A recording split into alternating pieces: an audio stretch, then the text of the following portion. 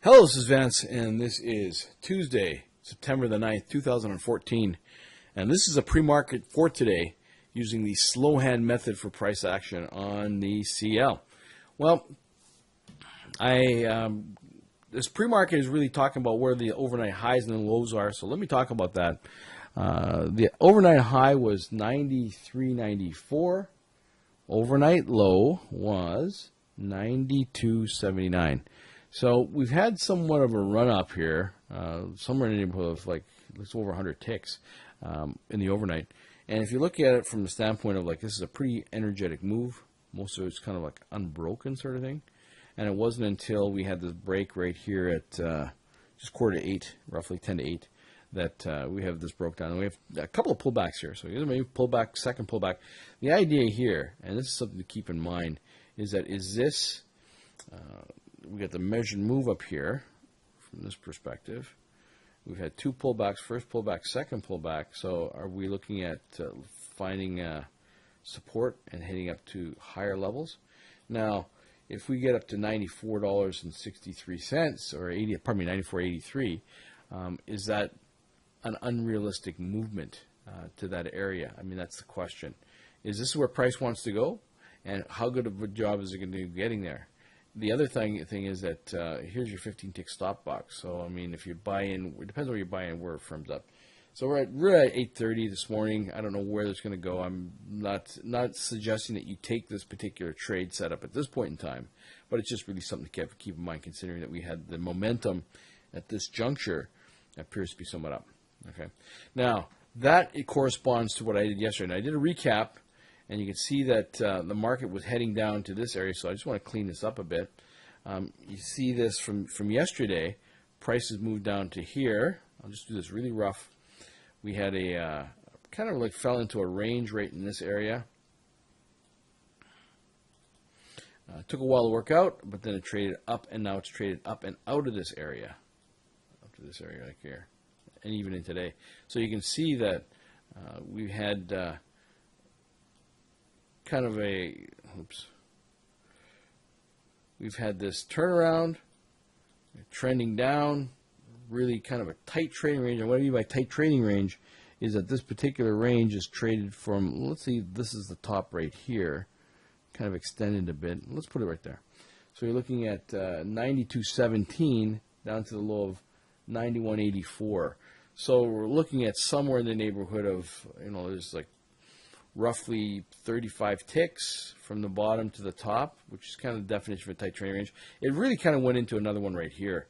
I mean, I had marked as a kind of a channel down, but when you really look at it, when you squish this down, which is probably a good idea to try to do, you can see that price traded down, kind of like a trading range, and now it's traded up. And this definitely is trading up at this point. Now look where we are as far as the tops are concerned.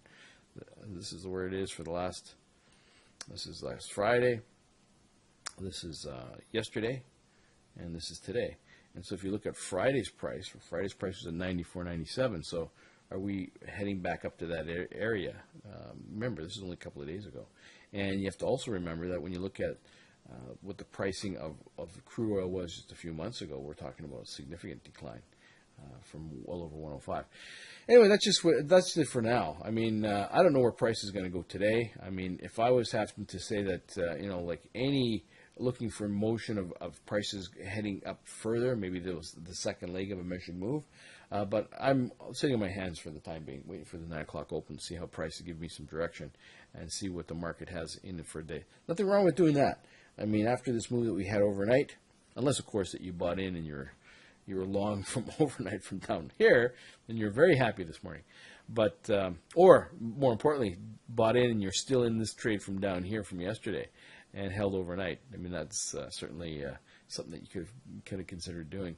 But I'm sitting here at this point in time just going to wait for the 9 o'clock open and see how that transpires, unless something really presents itself and jumps out at me within the next few minutes, I suppose.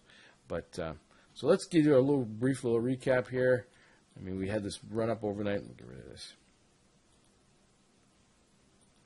to eliminate the confusion.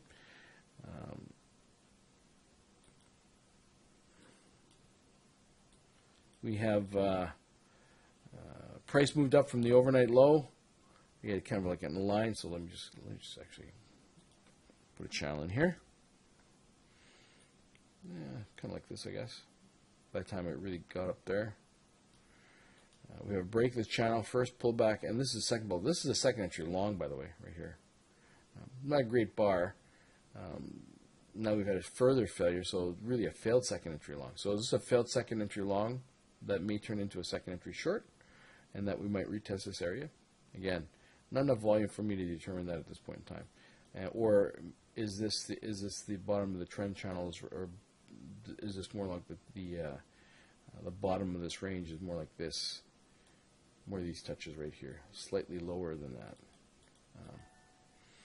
Okay, and we're looking for an entry to take a long here, and this is probably the only option at this point in time. Or if you have a pullback to this area. Remember, when you're trading a tight trading range, you want to limit in at the edge of these ranges. And right now we're trying to define where the edge of this range is. Could be right here.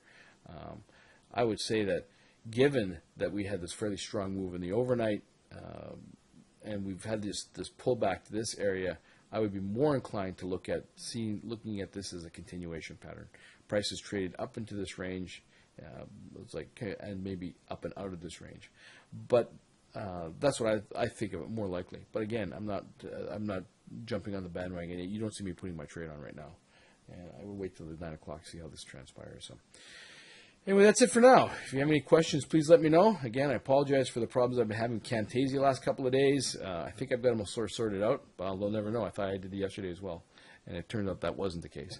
So anyway, I'll leave you to it. If you have any questions, please let me know. This is Vance. Bye for now.